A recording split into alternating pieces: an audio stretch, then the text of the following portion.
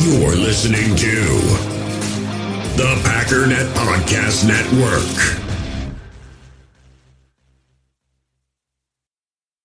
What's going on, U.S. Cellular customers? I've got good news, so don't hit skip, at least not yet. I'm talking about their special customer event, Us Days. What is Us Days? It means exclusive offers just for their customers, just to say thanks, like $1,200 off any phone, plus $300 off any tablet. No, I didn't just misread that. They must really like you. Us Days at U.S. Cellular, exclusive offers just for you, just to say thank you. Right now, U.S. Cellular customers get $1,200 off any phone, plus $300 off any tablet. Terms apply.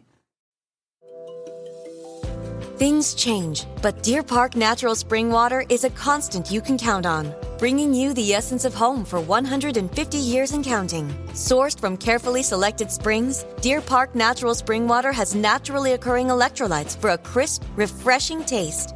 Find Deer Park Natural Spring Water at your favorite local retailer today. After 150 years, there's only one thing left to say. Deer Park, that's still good water.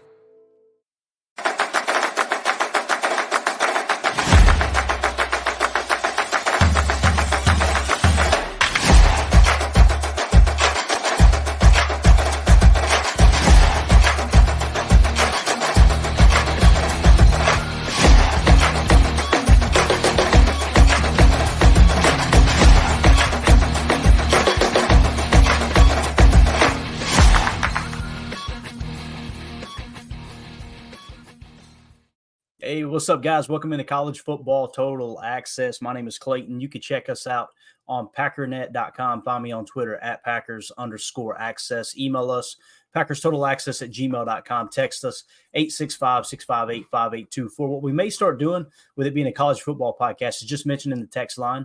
And obviously, yes, I am a Packers fan. If this is the first time you're tuning in to the College Football Podcast, welcome aboard.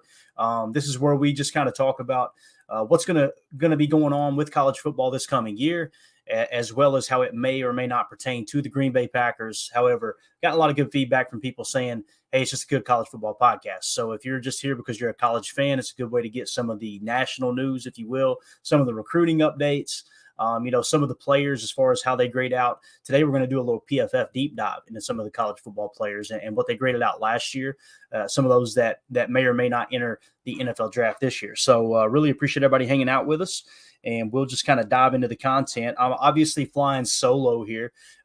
Tim may hop on. We'll see. I know that was going to be the plan originally, but I was planning on going live a little bit earlier and obviously got a little bit behind on the days. So here we are. We'll get you some good information and get everybody out of here quick. So I'm going to go ahead and kill the cam. No reason to keep that on at the moment. But, so what I wanted to look at was some of the PFF grades. You guys know we're pretty high on the PFF grades here on this channel. What's up, Smitty? We got Smitty in the house. We got Chris Nichols in here. Good to see you guys, man. Appreciate y'all swinging through. We're pretty high on PFF because I think they do a good job of going pretty in depth. And again, it's not the tell all end all. I know people, they get tired of hearing me say that because it's something I always want to constantly, mention, because we're not saying PFF is the gospel. It's just another metric, another site, another resource we can use to determine how well someone is playing. Now, what I like to do is I like to watch the tape, then look at the PFF grades and see if it lines up with what I've seen. And I got to be real, man. A good chunk of the time, I venture to say 90% of the time, it lines up with what I see on tape. Now, with the understanding that we're not in the meeting room, if it's a defensive set and they're playing some kind of match principle, we don't know what the exact cover 3 call is. Sometimes we can understand it completely, but I don't look at PFF that way. And I think that's just kind of how society is today. It needs to be cut and dry. If it isn't, then this is garbage. This is trash. I also like to throw in the SIS data, which is just a huge tool that we can use with college football and the NFL. I think sometimes it's cool to kind of see what those key metrics, how they line up with the PFF grades as well. You guys know I've got my favorites. I'm sure you got your favorites, and we can all coexist as we talk about those favorites. But with that being said, background today, we've got Michigan's football stadium here with the Michigan Wolverines, reigning national champions. I know some of the Ohio State fans are throwing up right now on their remote control, but the Big House it's a staple in college football. And it's called the Big House for a reason. I think they've still got the attendance record. I want to say it was over 115,000 people attended a game there. And what's really cool about Michigan Stadium, being a Packers fan, is the architect of Lambeau Field, if I remember correctly, was actually a Michigan alum. So you'll look at the stadium, go, that looks a lot like Lambeau Field. It's because, like I said, the architect of Lambeau Field was the one who designed Lambeau Field actually attended Michigan. And he kind of modeled, if you will, Lambeau Field after the Big House in Michigan. What's unique about Michigan Stadium, too, if you look in the lower left corner there at the corner of the stadium, it's just a little over a story high. And when you see that from outside, you go, that's not a big stadium at all. And then you get inside and you go, holy cow, because they built it really deep into the ground. Think of the expansion they could do on this stadium if they ever decide to. I mean, think about what we did with Lambeau Field and building up the end zone seats, right?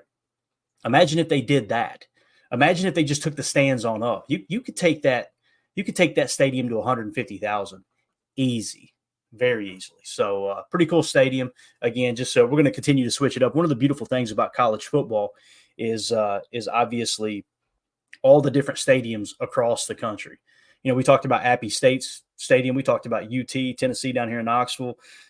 We talked about, some of my favorite teams, some others. I know AFAM loves the Kansas Jayhawks. They've got a new expansion coming up with their stadium. It's rare that you see two stadiums that look exactly alike in college football. And that, to me, that just adds more charm to the sport for sure. So, all right, let's see. Here we go. Smitty in the house says, outside of the Jackrabbits and Badgers, definitely a Wolverines fan. You guys know I'm a Notre Dame Fighting Irish fan. I also root for my Kentucky Wildcats because I grew up in the state of Kentucky. I kind of pull for Tennessee because they're just down the road here. We can go watch games. I've got several friends that attended Appy State over in Boone, North Carolina, so I kind of keep an eye on them. If I had to pick my favorite team altogether overall, it'd be real close between Notre Dame and Kentucky, and I just love Notre Dame for the tradition. But as far as the Wolverines go in Michigan, if you say, Clayton, there's only one college football game you can watch this year, which one would it be?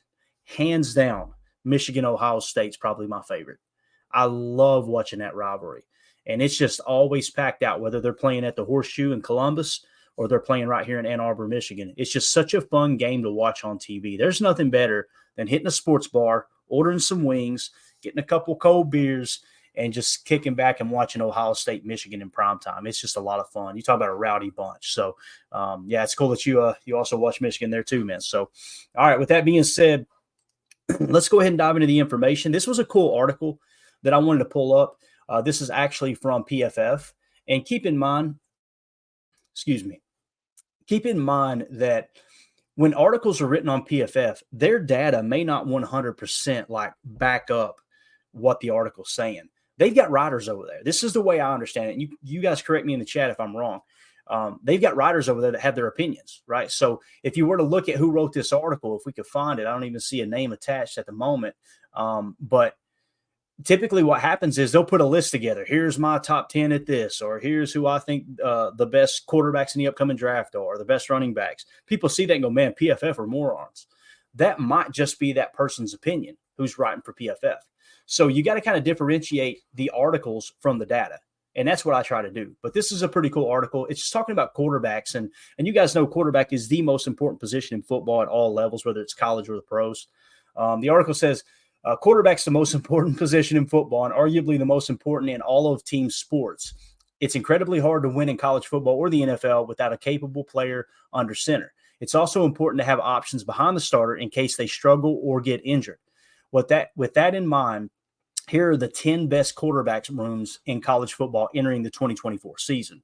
Now, I love what they said there because there's been so many different times, so many different occasions that a team's starting quarterback went down in college football and someone else rose to the occasion, right? One that comes to mind for me was Jalen Hurts. You guys remember Jalen Hurts was the Bama quarterback? I think it may have been the national championship game. It was deep into the season. I think it was the national championship game that Jalen Hurts got benched and Tua Tagovailoa came in and won the game. And that kind of skyrocketed Tua Tagovailoa into this, top tier quarterback that obviously was taken very high in the draft. You guys noticed Jalen Hurts kind of fell to the second, and he ended up proving to be a pretty good quarterback. I know he had a setback last year, but overall, pretty good quarterback. So I love what they said there. It's important to have depth at the quarterback position. I'm currently watching the documentary or series, I guess you could say, on Netflix that's called Swamp Kings. If you guys have not seen it and you're a college football fan, go watch Swamp Kings on Netflix. It's about the Florida Gators in the, I guess, right around, a lot of it's around 2008, but it's a little bit prior to that as well. Urban Meyer's reign in Gainesville there as the head coach of the Florida Gators. And at the time, it's really cool. Steve Spurrier, the Florida Gator legend, was still coaching at South Carolina. So you get a couple of matchups in there, and they just kind of go behind the scenes. And that was a rough bunch, man. There was a lot of people that got into legal issues there. But anyway, it's called Swamp Kings. And the reason I bring that up is because many people forget that I think it was Chris Leak was the starting quarterback. And then Tebow kind of came on, and they were bringing him in obvious running downs, especially inside the 5, so they can run kind of that power quarterback power run offense to maximize those short yardage gains. And that's another situation where if they hadn't went out and heavily recruited Tebow and had him on the roster, who knows what would have happened with that program if Chris Leak, and it's not to disparage or dog Chris Leak, he was a good quarterback, but they were just two different kinds of play styles there. And they were able to use that entire quarterback room to really benefit the team and win a national championship. So I just think it's interesting. It's definitely important to mention that. But it goes on to list the top 10 quarterback rooms in college football. Georgia Bulldogs are number 1. It says the best quarterback room in college football starts with the best quarterback in college football. Carson Beck ranked 4th among FBS signal callers last year in overall grade, passing grade, and wins above average. The only 3 who were more valuable were all Heisman finalists and top 15 picks in the 2024 NFL Draft. Bo Nix, Michael Penix Jr., and Jaden Daniels. It says we'll talk about that in a second. I want to point that out because notice how they're talking about how high PFF has him ranked, and people will go, that doesn't matter. Okay, if it didn't matter as far as this information goes and how he lined up with the top 15 picks in the draft, then what you're saying is the GMs don't know what the hell they're doing at the NFL level. And that's just silly to me. That's just crazy talk. So there's so many times that you see some of the PFF data, some of the quote unquote analytics that people call them stat nerds, and it doesn't really matter and all that. And then, you get to the NFL level and all of a sudden that stuff lines up perfectly. It doesn't always line up, of course. It's never going to, but I just think it's important. It goes on to talk about the depth of the quarterback room there and why Georgia is number 1 with the quarterback room. It says behind Beck are 3 players who were among the top 10 quarterback recruits in their respective high school classes. Gunnar Stockton from 2022 class, Arizona State transfer Jaden Rashada, 2023, and Ryan Puglisi, I think I'm saying that right, 2024. So they've got a deep quarterback room at Georgia. So they are poised for Kirby Smart to have another great year. Number 2, as far as quarterback rooms across college football, the Oregon Ducks.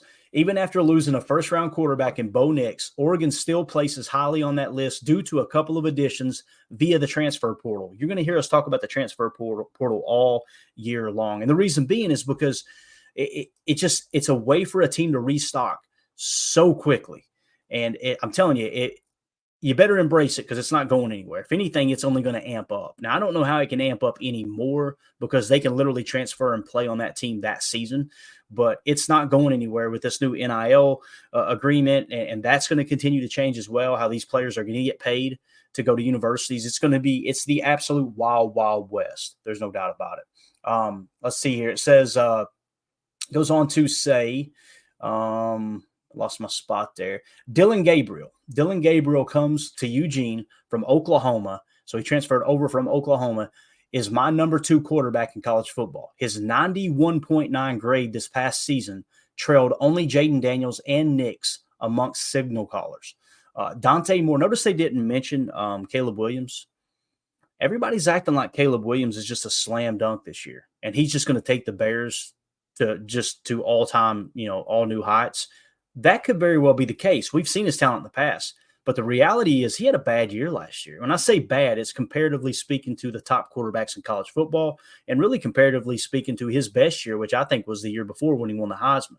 So it's going to be interesting to see how that plays out. I don't think he's just as much a slam dunk as everyone says he is. Now, he was my top quarterback on my draft board, don't get me wrong, but that doesn't mean anything. It doesn't. It says Dante Moore will serve as his backup and flashed high-level arm talent as a true freshman last year for UCLA. Despite starting only 5 games for the Bruins, The former top 3 overall recruit placed 8th amongst Pac-12 quarterbacks with 14 big-time throws. Austin Novosad is slated to be the 3rd stringer as a redshirt freshman and was a top 10 quarterback recruit in the 2023 class. So you see plenty of depth there, and you're seeing this more and more with college football programs. They're going 4 and 5 deep at the quarterback position now. And, some people think, well, with the transfer portal, they're not going to be able to keep them. I don't know, man. Maybe some of that's going to come in with the NIL money, because you're going to see situations where players enter the transfer portal and then they go back to the school that they were looking to potentially leave. Maybe the boosters can keep these quarterbacks paid and keep that quarterback room healthy, as far as, how many superstars you got sitting there lying in the wait, right? So it's going to be really, really interesting how that plays out too. Chris Nichols says, surprised Arch didn't transfer, talking about Arch Manning from Texas, because Quinn Ewers is pretty much, it's common knowledge he's going to be the starting quarterback. He went on, or Chris Natch went on to say, Manning is QB2 at the moment, but plenty of summer left to change that. That's a great point too. I would be really surprised, Chris, if Quinn Ewers is unseated by Arch Manning, but you're right, man. He may come out and just play absolutely lights out in summer camp, and then you get into the fall camp and things could, could turn totally different. Next thing you know, Quinn Ewers might be trying to transfer or something, right? Chris in the chat says, Clayton just hit the nail on the head. Boosters are paying him well to stay. I think there's a lot of that goes on, man. Quarterback is just so important. It's going to be interesting, like I said, man, to see if they continue to pay him. So that was your number 2 quarterback room in the country. That's the Oregon Ducks. Number 3, Texas Longhorns.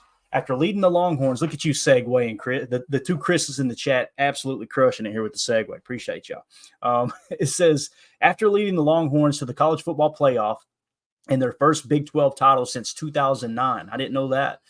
Quinn Ewers returns for his redshirt junior campaign. So he does have one more year of eligibility if it doesn't work out. Let's say Arch Manning was to unseat him. The reality is he could go ahead and transfer and then play his senior year to improve his draft stock. That's something that happened to Spencer Rattler, too. You guys remember Spencer Rattler was the top quarterback prospect going into the season, I think 3 years ago. And Caleb Williams beat him out for the starting quarterback job. I think it was early in the season he unseated him. And then he just sinks on draft boards, transfers to South Carolina, stays in college, got drafted this year, but still, just a huge turn of events there for sure. Going back to Quinn Ewers, it says his 1.2 or 1.7% turnover worthy play rate ranks 6th amongst all quarterbacks in college football this past season, while his 85.6 passing grade placed 10th among Power 5 signal callers. Even though Texas has a top 5 quarterback in the country and the cover athlete of EA College Football 25 as its starter, many can't wait to begin the post-Ewers era. By the way, the buzz around the college football game, and I know there's many people hearing my voice right now probably roll their eyes, it is wild, the popularity that college football game is creating for college football. If you guys aren't aware, there hasn't been a college football video game since all of this stuff kind of came about with players not being able to be paid for their likeness, and then the players trying to get paid for their likeness because it was going in the old game to a certain extent. So there hasn't been a college football game since I think it was 2013, 2014. I think it was technically 2013 when it released, but the title was 2014. So you're talking about over 10 years, over a decade since that game's been released. There are a lot of people buzzing about that game. And it's not just random fans on Twitter, players that play college football, grown men who have already been through the NFL that's excited to be able to play college football again. It's wild, the buzz it's created around college football, no doubt. It says that's because his backup is Arch Manning, the former number 1 overall recruit in the 2023 class and the next in line of the Manning quarterback dynasty. So I'm thinking, you guys correct me if I'm wrong in the chat, I believe this is Cooper Manning's son. So it's the nephew, and if it ain't Cooper, then there may be another Manning I don't even know about. But it's basically Peyton and Eli's nephew, and he's got some arm talent. There's no two ways about it. Now that's a big name to try to live up to, though, with the Manning family. But going to be interesting there to see that quarterback battle, and if he could unseat Quinn Ewers. I personally don't see it happening, but stranger things have happened. There's no doubt about that. It says the Longhorns also welcomed true freshman Trey Owens into the fold, a top 20 quarterback recruit in the 2024 class. So they just continue to build that program out at the quarterback position. Absolutely wild.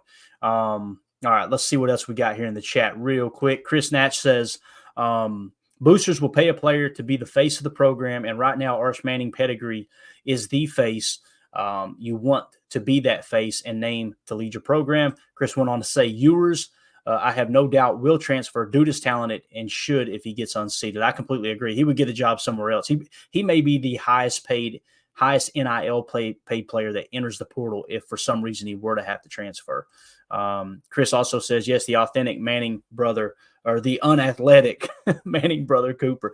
Actually look into that, Chris. I think an injury cut Cooper Manning's career short. I've heard, and I don't know if there's any truth or validity to it, but I heard many people say that he may have been the most talented of the Manning brothers.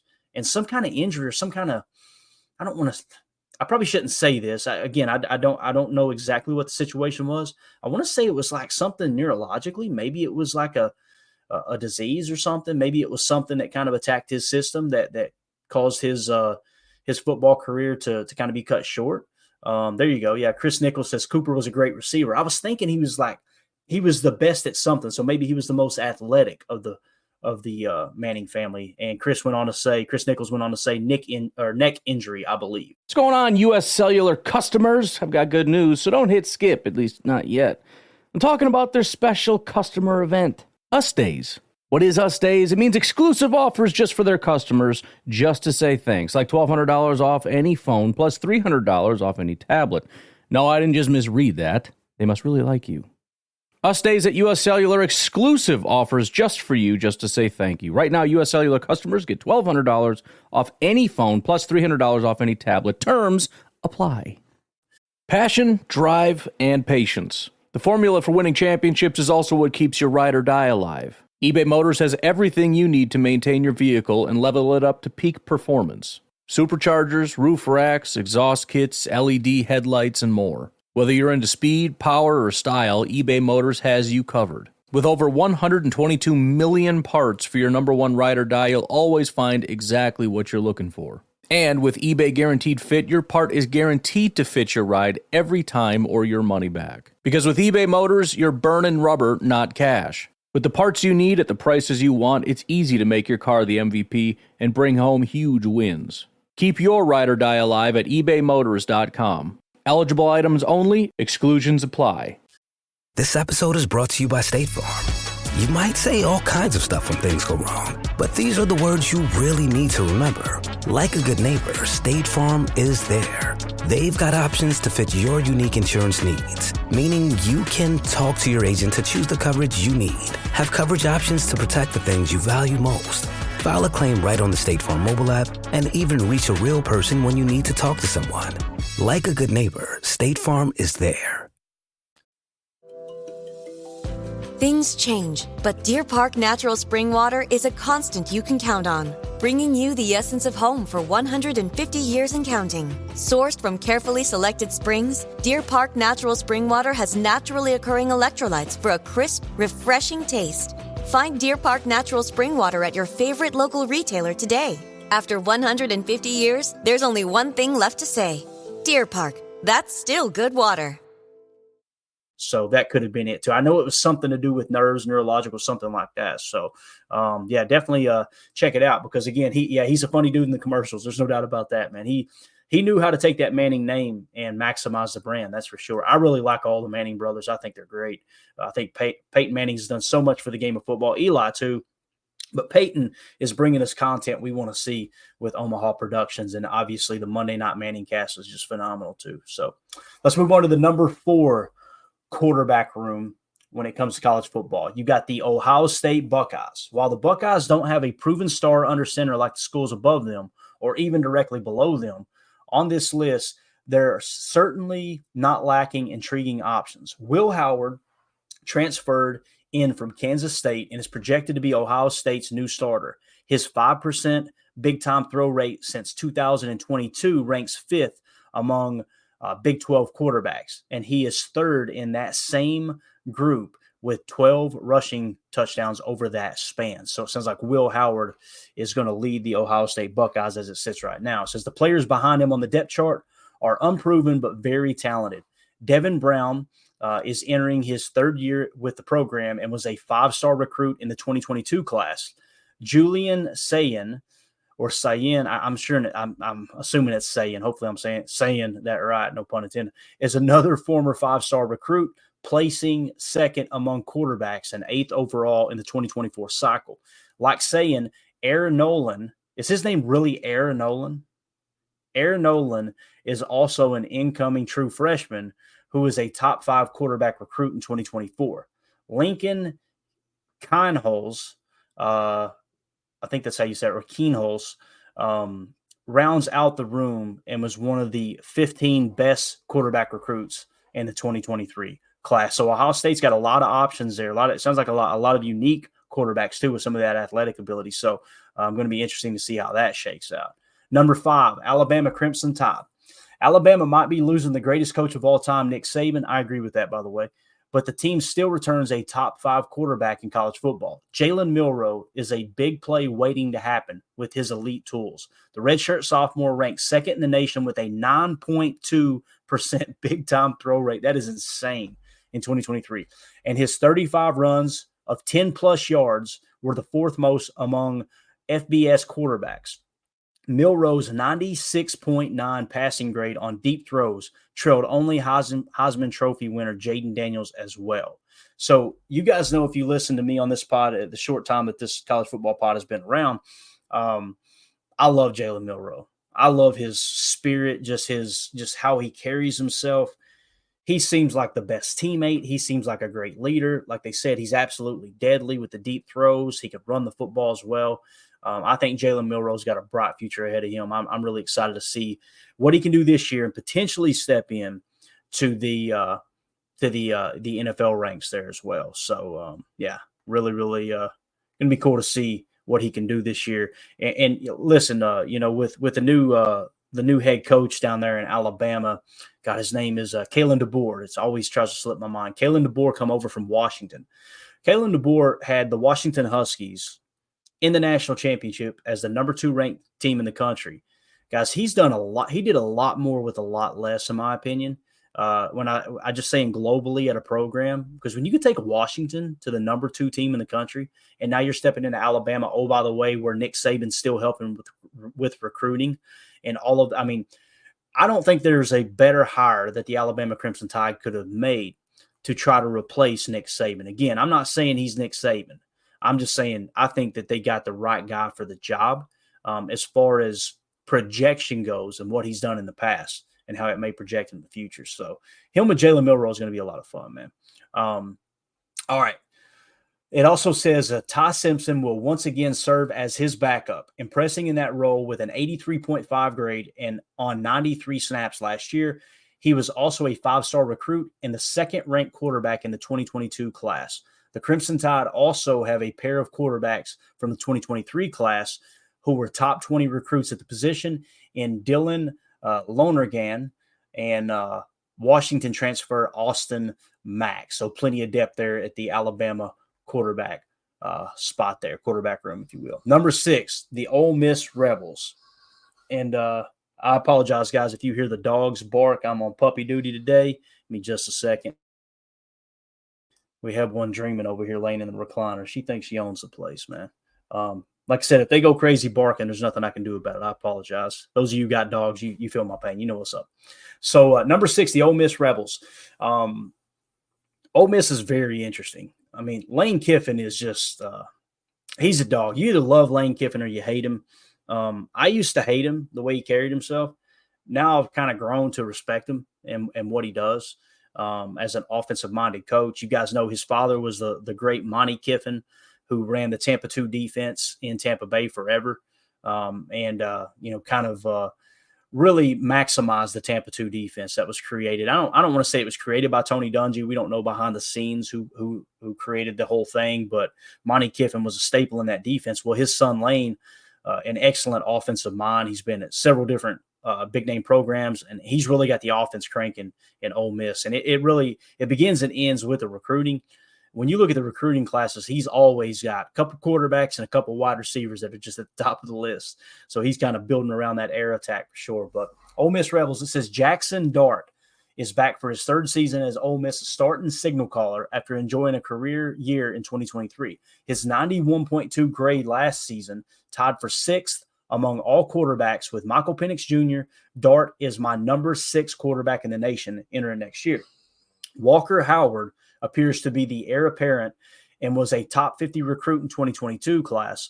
Behind him are a couple of other former 4-star recruits in Austin Simmons from the 2023 class and A.J. Maddox from 2024. So gonna keep an eye out for Jackson Dart, and again got some pretty good depth behind him with what seems to be a 5-star and a couple 4-stars backing him up. Number 7, the Florida Gators. This is one that's really interesting because the coach's name is escaping me right now. When you have to host by yourself, you don't have the time to look this stuff up while someone else talks. I want to say I'm not even going to take a shot. I don't want to mess it up. Is it Napier? Coach Napier? I don't want to take a shot. Here, let me take a shot. I think his name's Napier, Billy Napier, maybe.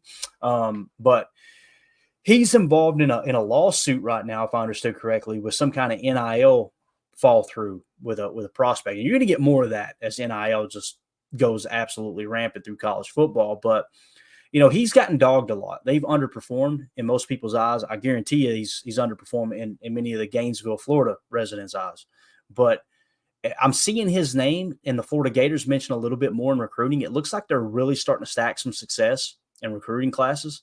So maybe this is the year that he turns it loose. Now, you guys know this name. Graham Mertz enters his 6th season overall and second under center for Florida. Last year, the former Wisconsin quarterback's 1.4% turnover-worthy play rate was third best mark in the country, and his 77.9 passing grade was a career high. So we know what Graham Mertz done well last year. It was protect the football, and you guys know if you win the turnover differential, there's always going to be a chance that you're in the game. You could control turnovers, control the middle eight, and the time of possession, you're always going to be in the ball game. There's no two ways about it. Sounds like Graham Mertz is pretty good at protecting the football. It goes on to say expectations are high for his backup, true freshman DJ Lagway, who was the top quarterback recruit in the 2024 class. This is what I was talking about. They got the top recruit in this year's freshman class coming in DJ Lagway at the quarterback position. The third stringer will be Clay Millen, who started for Colorado State in 2022. His 7.3% big-time throw rate that year ranked 8th among all signal callers in college football. So they use the transfer portal to build a little depth along with getting, the top recruit in the country. So that's really interesting there. It's been fun seeing Florida kind of be down and out, me being a Kentucky fan because they always beat up on us in the past. But it sounds like they're trending in the right direction, if you will. So we'll see.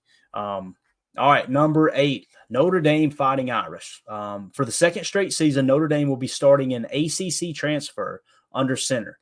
Riley Leonard comes to South Bend from Duke and will take over for the departed Sam Hartman, also known as the best hair in this year's NFL draft, by the way. He led the ACC, he being not Mr. Hare, Riley Leonard, led the ACC with 2% turnover-worthy play rate over the past 2 years, and his 17 rushing touchdowns in that span tied for the most.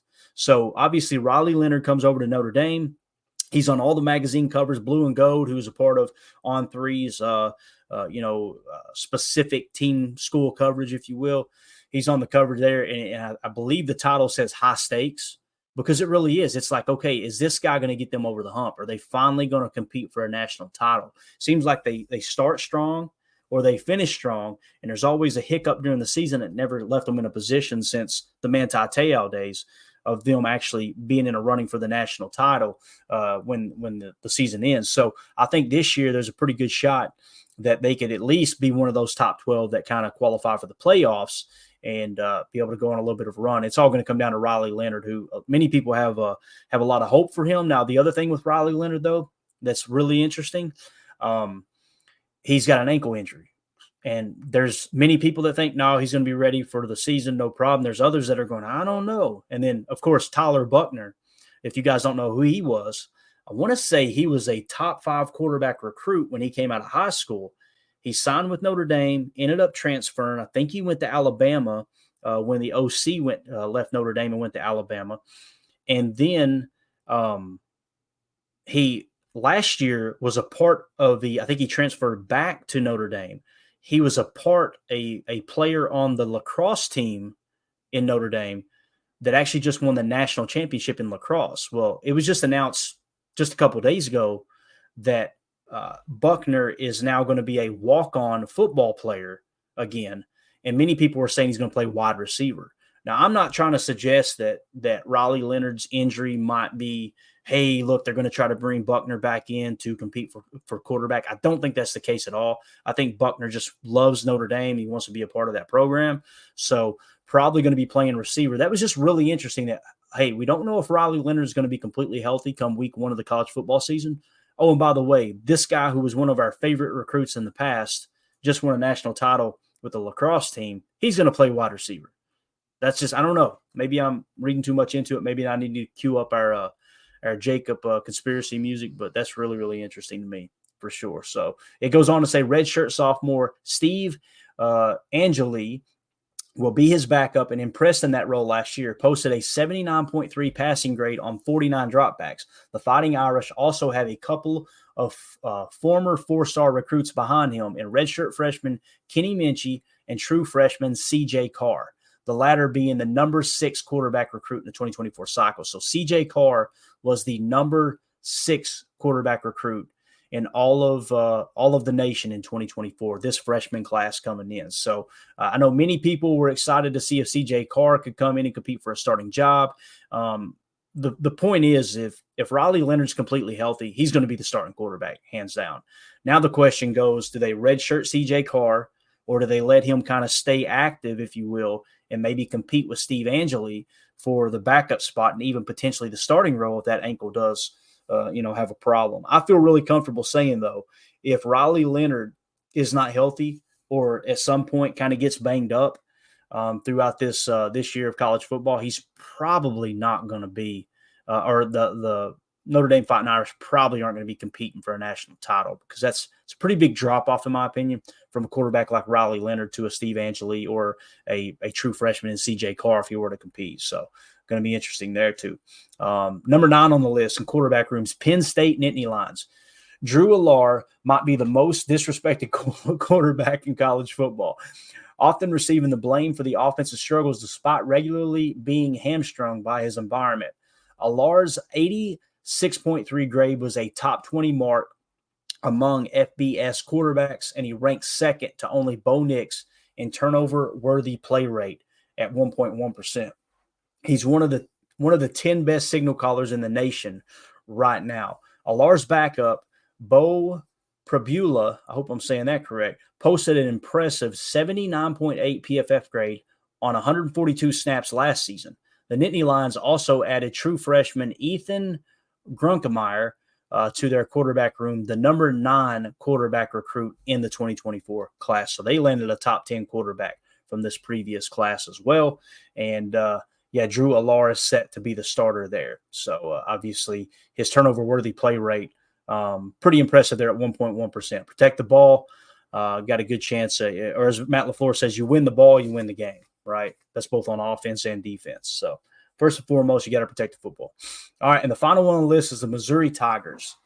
Brady Cook was perhaps the most improved quarterback in the nation last year after posting a 66.7 passing grade in 2022. That's yucky. That's absolute cheeks. He earned an 80.0 mark this past season.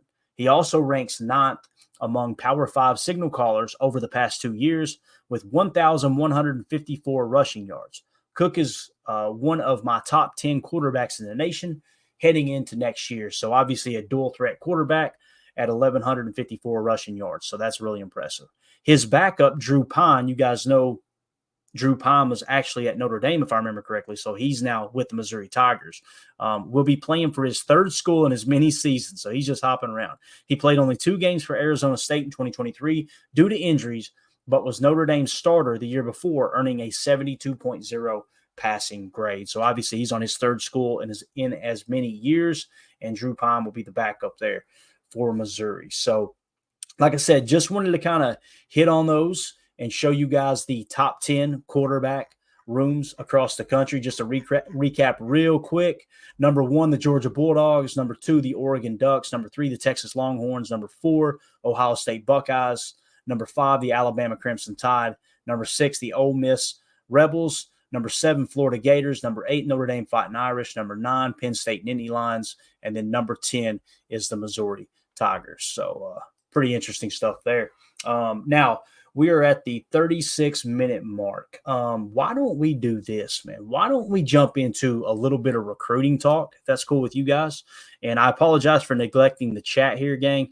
It's just hard when you're flying solo. I don't want dead air reading through the chat, but I'll try to hit on them as we go through. But I appreciate y'all hanging out with us here on this Sunday afternoon, man. This is fun to do a college football pod on a Sunday, no doubt. All right, so when we go to On3's website, I apologize for the ads. There's nothing I can do about it at the moment. But here is the recruiting class for 2025. Okay, so these are the guys that will be the true freshmen next year. All right, so some people get really mixed up on that. The 2024 class is already set. Most of, if not all of them, have already enrolled.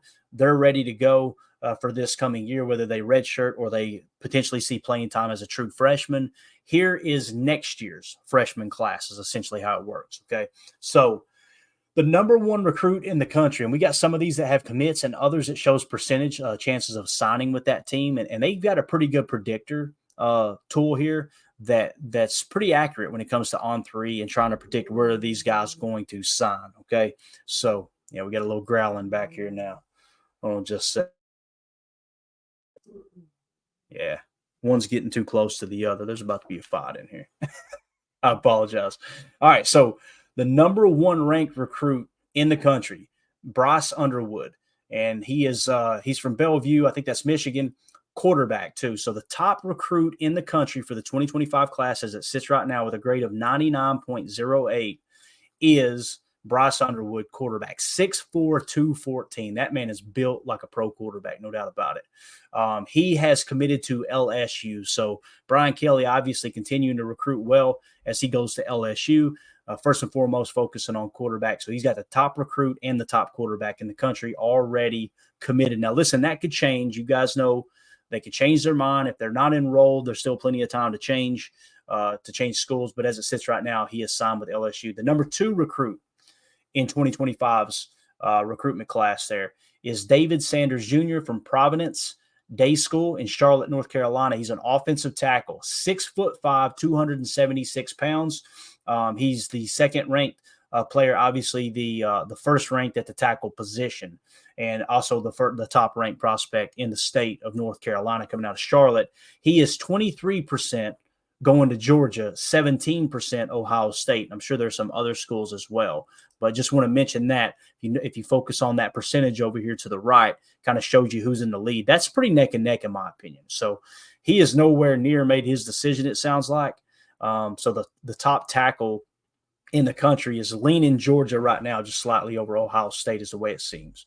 Next, you've got DeCorian Moore, wide receiver from Duncanville, Texas. 5'11", 186. His grade is a 98.75. He is obviously the top wide receiver in the country as far as rankings go. He is sitting 3rd nationally, and he is 89% going to Texas, 4% LSU. So you've seen our boy Brian Kelly kind of making a run at the top receiver in the country. I guarantee you what Brian Kelly's telling DeCorian too. He's like, look, I know you love Texas and all, and you want to stay in the great state of Texas. This episode is brought to you by Michelob Ultra. Every time you kick back with Michelob Ultra, you score big. So why not reward yourself with a nice cold Ultra? As the official beer sponsor of the NBA, enjoy Michelob Ultra at your local Buffalo Wild Wings while rooting for your favorite team during the NBA playoffs. Or pick up Michelob Ultra at your local 7-Eleven store today. Enjoy responsibly. Copyright 2024 Anheuser-Busch Michelob Ultra Light Beer, St. Louis, Missouri. This episode is brought to you by Bai. It's Wonder Water. What makes Bai so great? It's simple. From Raspberry Lemon Lime by Sydney Sweeney to Zambia Bing Cherry and Palavo Pineapple Mango, Bai has antioxidants, electrolytes, and no artificial sweeteners. So for flavorful hydration, choose Bai. It's Wonder Water. Learn more about Bai and discover all of the exotic, bold flavors at drinkbai.com. At Mayo Clinic in Florida, we are predicting the unpredictable. Our experts are using a patient's own anatomy to create 3D printed, life-size organ models to map out challenges ahead of time, making complex surgeries more precise, efficient, and less invasive. We're making more possible at Mayo Clinic because every day we're doing what's never been done. Learn more at mayoclinic.org/possible. Mayo Clinic. You know where to go. Have you ever experienced turbulence on a flight and wondered why? And you can see all the terrain around you. You've got no issue with visibility or anything? No, everything's PG. Maybe you've sat on the tarmac for hours wondering why your plane isn't moving. Well, we're outside here. They're saying the ramp is closed. They won't let us park because of Air Force One.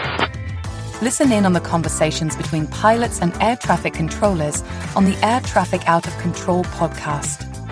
512 Whiskey declaring an emergency. There's smoke in the cabin. I need to make a landing right now on 31 left. We have the most interesting, wild, and funny ATC recordings you will ever hear. Check out Air Traffic Out of Control wherever you listen to your favorite podcasts. But we've got the number one quarterback already, already pretty much verbally committed to the school. So you guys could play together a couple years here, say in 2025 or in 2026, and be off to the races. That I guarantee you there's a little bit of that type of recruiting going on as well. But right now, Texas has a really strong hold on DeCorian Moore, wide receiver out of Duncanville. Number 4, Elijah Griffin. So here's our first defensive player from the 2025 recruitment class. He is attending Savannah Christian Prep in Savannah, Georgia. Defensive lineman, 6'4", 290 pounds. That's a big kid right there.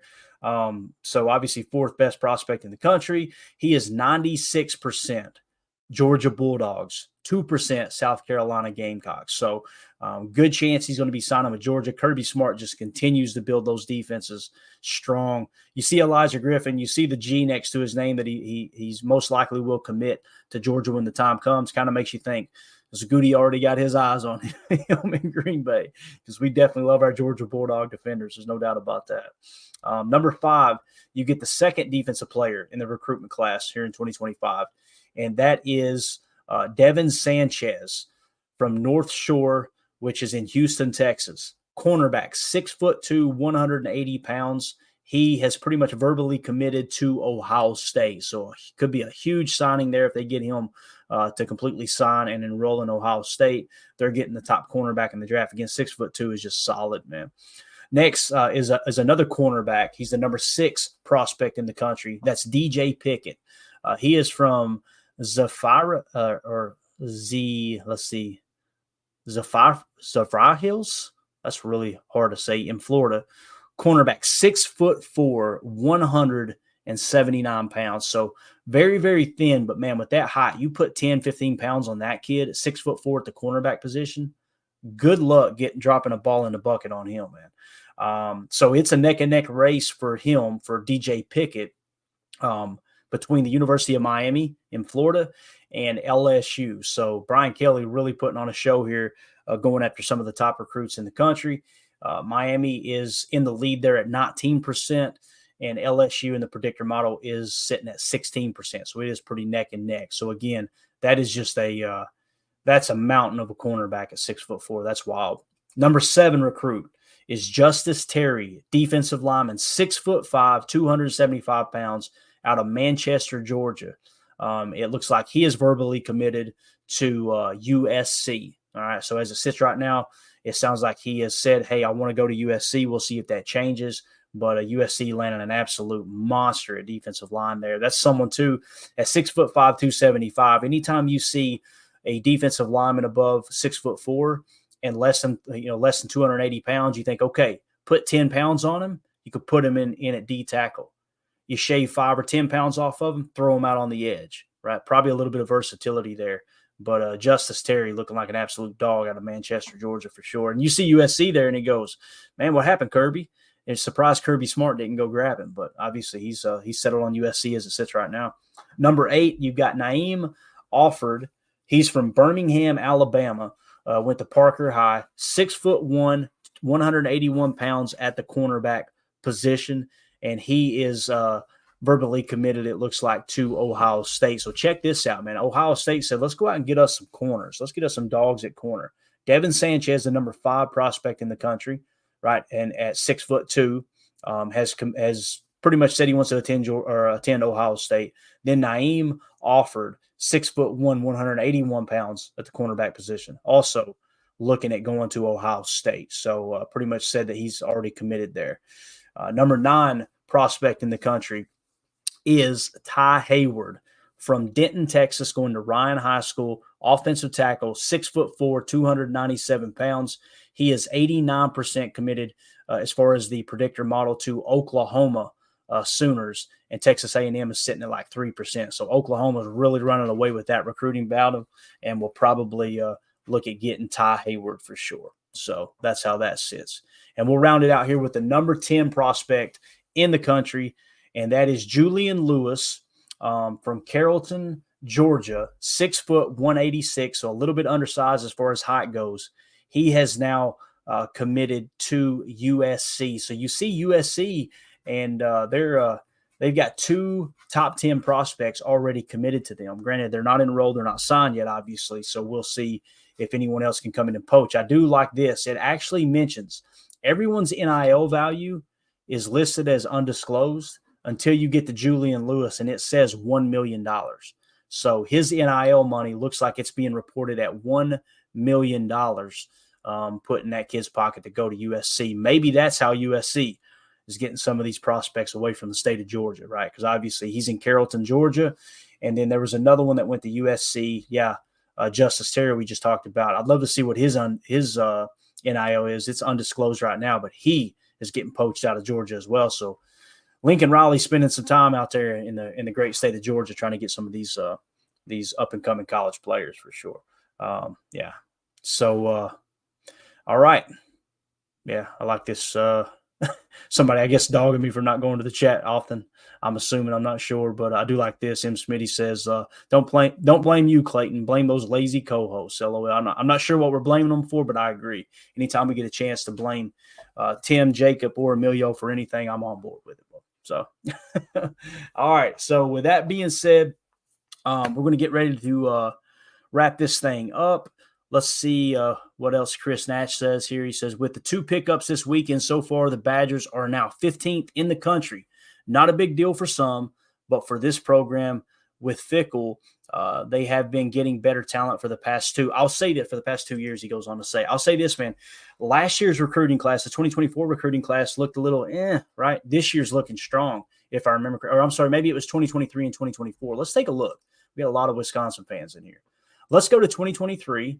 Actually, let's do it this way. If it'll let me. Hopefully it doesn't screw everything up. Let's go to team rankings, and then let's go for 2023. Let's start in 2023, go 2024, and then we'll look at 2025. So in 2023, if I remember correctly, Wisconsin Badgers were a little bit lower. So they finished 47th. Now, here's the other thing too, guys. This is On3, and they use several different sites like 24/7. They try to compile everything together so it's not just one opinion. But this still doesn't mean this is the gospel. Insert the same talk we had about PFF, right? I mean, this is another tool we can use. It doesn't mean it's going to be the most accurate, but they have Wisconsin in 2023, right, as the 47th best recruiting class. They got basically 2 4-stars, 14 3-stars. So 16 overall, 3-star or better, according to them. Their grade was an 86.1, okay? So that was 2023. They were in the 40s. Now, if we go to 2024's recruiting class, if I remember correctly, it got significantly better. 2024, Wisconsin jumped from the 40s all the way up to 22nd. They landed 8 4-stars and 14 3-stars for an average grade, or for a grade of 89.7 as far as that recruiting class goes. So you're seeing an improvement there, right, Chris? I mean, you can see it hands down.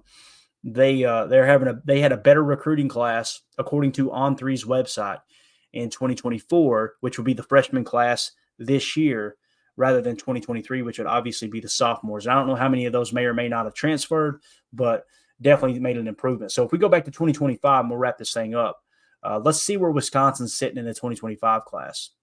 Say in 22nd again. They've already got 4 commits at the 4-star level and 9 at the 3-star level.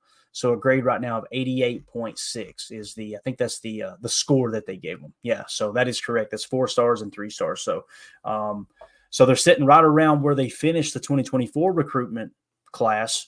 They're in the 22 spot. So you've seen it jump from the 40s to 22 and starting to stabilize. Now we'll see how they finish as we get closer to signing day and all that good stuff here in 2025. But yeah, I think Wisconsin's on the uptick, man. I'm excited about seeing what they do. Like I said, I like to follow Wisconsin because I got so many fans that are Packer fans and therefore making them Wisconsin Badger fans. So I find myself rooting for them as well. So, all right. That being said, we'll wrap this thing up, man. Again, I wanted to look at the quarterback room and kind of give you guys a preview of, okay, how does the quarterback room sit across the country as far as the top 10, goes. I think that's what's really going to kind of steer the ship and drive college football this year. We'll see if any of these guys like Quinn Ewers ends up getting unseated or if it's something that, he continues to keep his job. And who knows, maybe Arch Manning gets ticked off and transfers or something. You never know, right? I know there was at one point he was considering Notre Dame through the high school recruiting process. I never felt like, he would go to Notre Dame, but you never know with the NIL and what the boosters are doing behind the scenes to pay these players. So, So there you go, man. Let's see. Chris in the chat said, don't know if it was updated for 2 4-star pickups this weekend. Yeah, I'm not sure if that update's in the bag yet or not either. It may have been. I know like Notre Dame has gotten a couple of commits too. They have Irish Invasion this weekend, which is a huge recruiting tool where they have a camp and prospects from all over the country come in. They've been on a tear here lately. As you can see, I mean, I've already got it off the screen, but Notre Dame is sitting 4th currently right now. In the 2025 recruitment class. So this may very well be Marcus Freeman's best recruitment class yet. So, we'll see, man. And, Chris Nichols says that's exciting for Wisconsin. Absolutely, man. Said they seem to be trending up. So there you go.